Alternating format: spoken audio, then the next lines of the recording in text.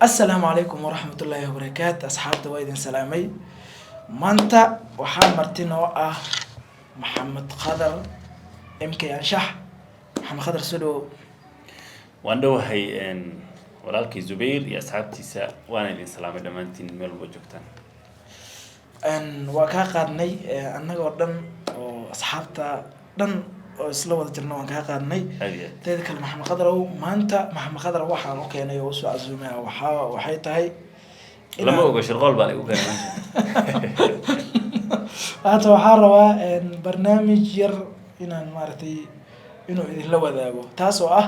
إنه فاهين كبحيو نشيد دي أو جذين أو هيد نشيد كحجابك أو أفصامالي كها نشيد كسبحانه سميه الله بركية ولكن محمد خضر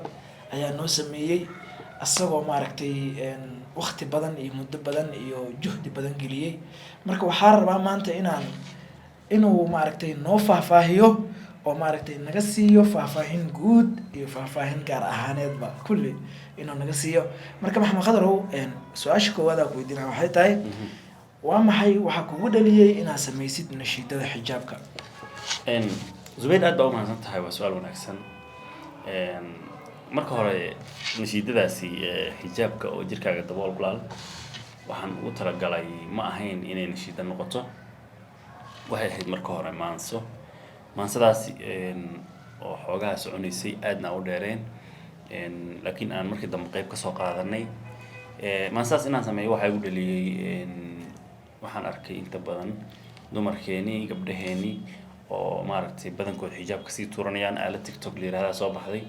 aaladaasi TikTok inta badan waxaad arkaysaa boqolkiiba 70 inay gabdhaha asturnayn oo xijaabkii la sii tuurayo boqolkiiba 30 gabdhaha ay asturiyihiin ay fiican yihiin marka majority-ga waxaan isleeyahay minority-ga ka xun marka waxaan isleeyahay markii aan sameynayay waxyaabaha igu dhaliyay ayay kamid ahayd aalada TikTok-ga ee dumarka soo galo sanadkii 2020 bilowgiisii adiga bishii koowaad meelahaas ayna ahayd marka kadibna nashiid inaan ka dhignaan go'aansanay ani tiimkayga asxaabteyda sidaas ayaana nashiid uga soo gudbinay maxaan ku dhahay maansidaas intaas uga soo goosanay maxamed khadarow aad u mahadsan tahay kulley sida hadda ognahay adduunkii oo dhan waa halaabay oo maxaan dhihi jiray dumarkii xijaabkay tuureen way fakadeen wax la hayo ma laha ma isdhihi kartaa nashiidadaas way saamaysay boqolkiiba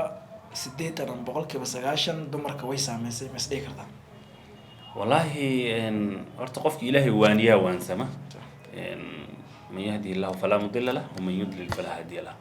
marka wax tixraacana wali kuma sameeynin way iska dhici kartaa in dadku waansame ay jiraan laakiin qof walba waxay ku xiran tahay sidoo qalbigiisa u jilicsan yahay marka hore ugu dhawaa Allah subhanahu wa ta'ala diintiisa taasina marka waxay u noqonaysaa in intiyarteeda u dhimanayd oo hakadka kaga gudbo marka waxaan isleeyahay way jiraan dad wax ku qaatay walina sidaas uga maana harin oo wali nashiid xijaaba oo ugu talagalnay oo mar dhow soo wadnana way jirtaa ma sha Allah maxamed khadarow say dadka dhan og yihiinba nashiidkaas waxa kala qaadanay ani adiga iyo maaragtay iyo maxamed fadli horta qaybahaaga oo adiga maaragtay aad ka hadashay oo aad qaaday iyo qaybta aan qaaday qaybta fadli way kala duwan tahay teeda kale dadka qaar waxay dhaheen maxaa la jiray dadka qaar fahmi waayay macnaha ay wadato nashiidada iyo macnaheedaba sababtoo ah waxaa jirta erayo qaar oo adag oo maaragtay ku jiray nashiidada erayahaas ama nashiidada macna guud ma u sameyn kartaa okay aad baa u mahadsantahay su'aal wanaagsan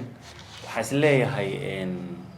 nashiidada horta aniga ahaantayda markaan wax sameynayo ama maanso ama gabay ama wax un markay noqoto inta badan waxaan adeegsadaa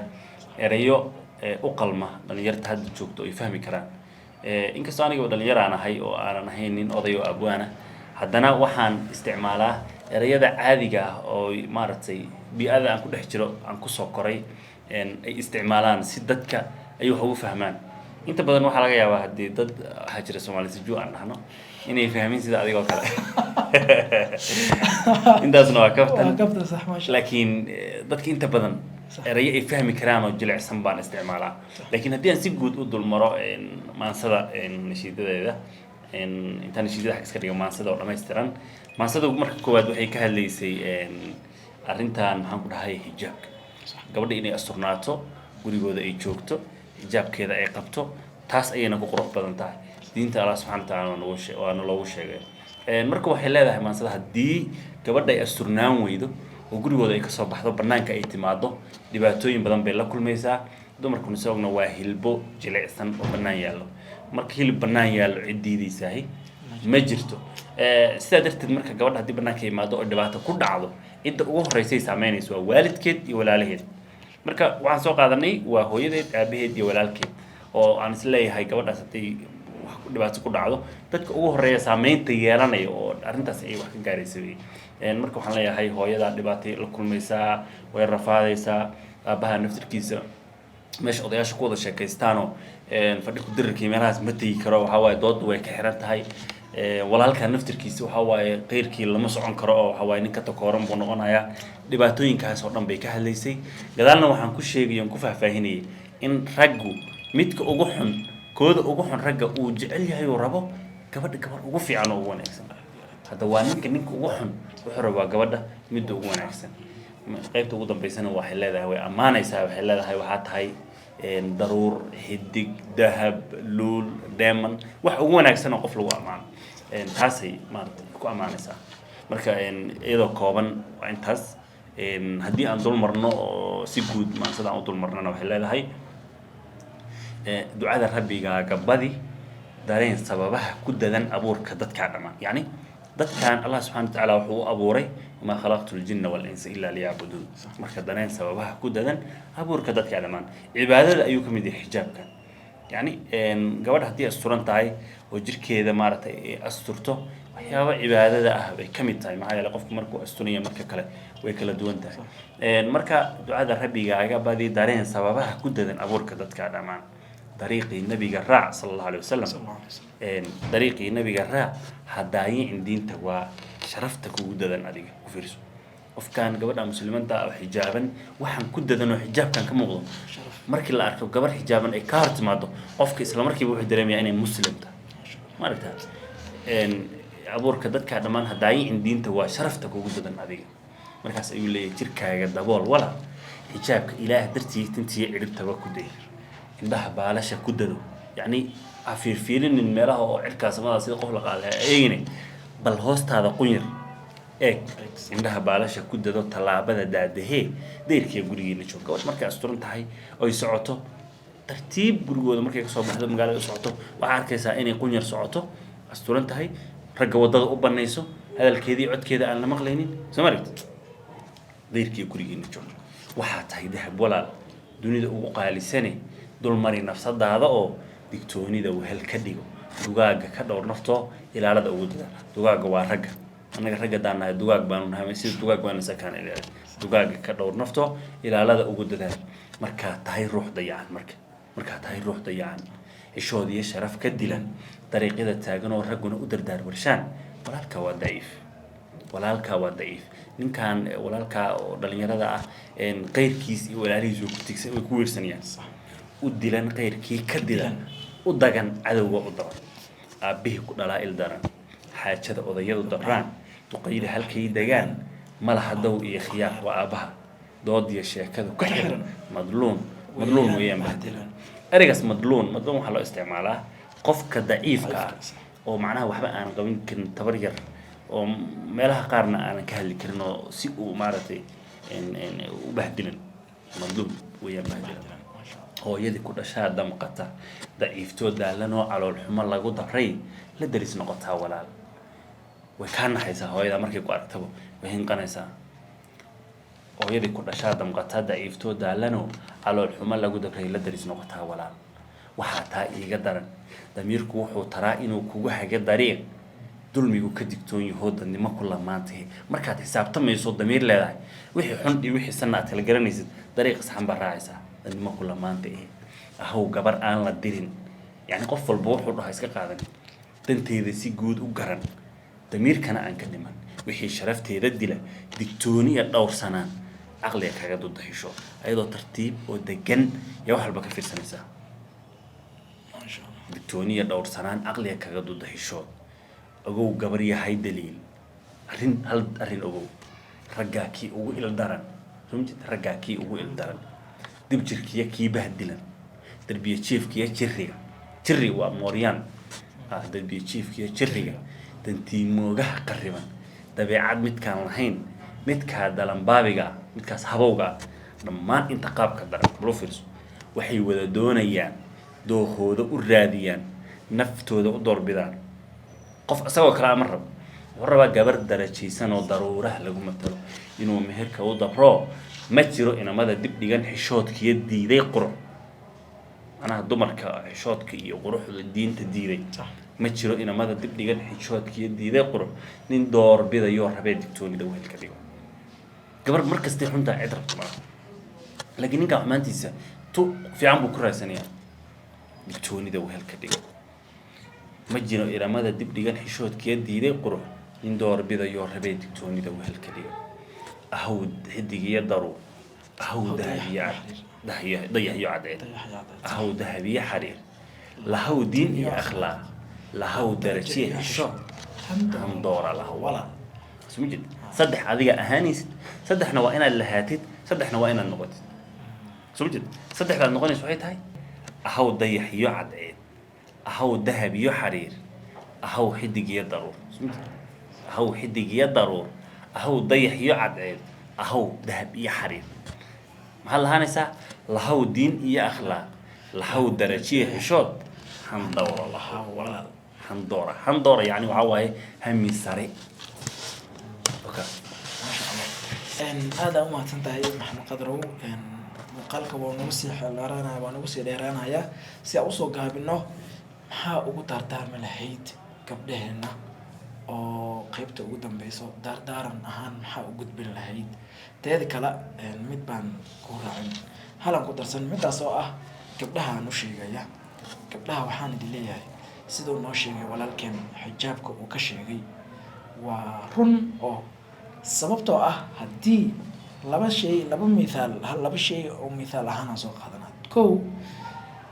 ninaca haddii aad ka bixisid bacda aad ka fiiqdid oo ka bixisid oo aad dhuuqdid oo meel dhigtid asoo qoyan iyo asoo bac saaran tahay haddaa isgarab dhigtid midka qoyan unbay quraanjada ay fuulaysaa ee ku kor soconay ay cunaysaa laakiin midkan bacda saaran tahay ma taabanayso sababtoo ah way maxaa la dhihi jiray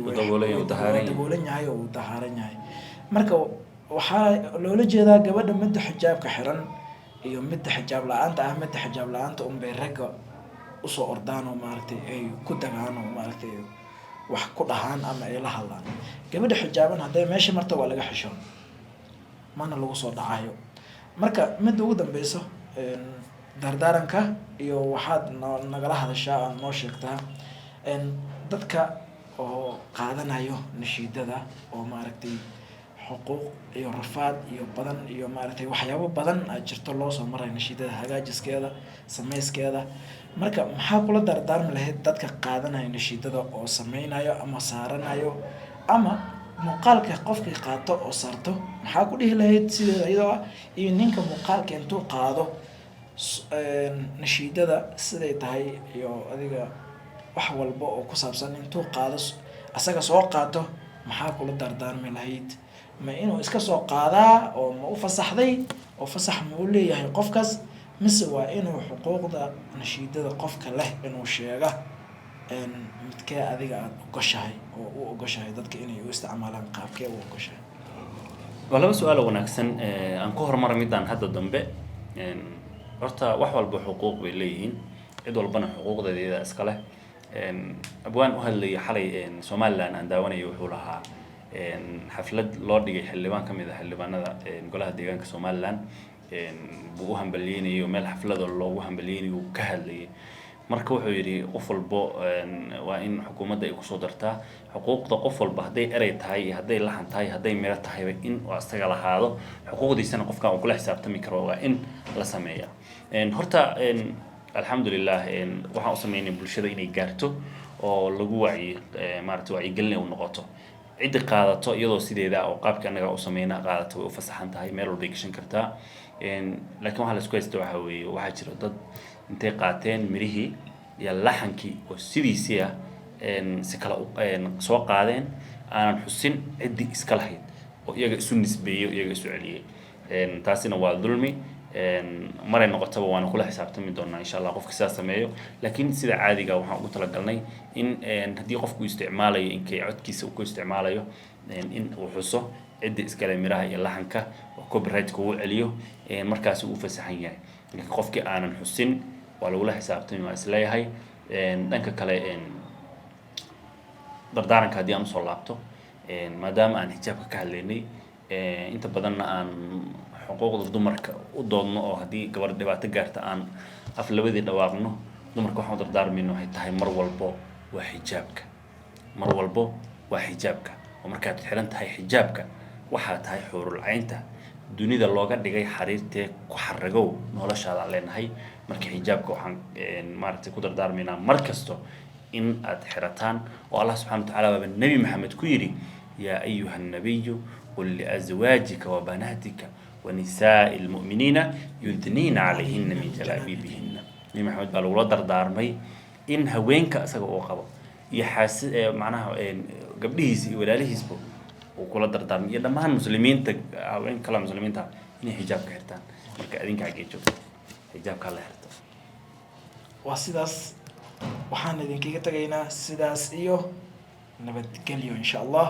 وإنه برنامج كدنبو ومارتي حيصله إن شاء الله إن شاء الله خير بدنا هذه رجالنا السلام عليكم ورحمة الله وبركاته.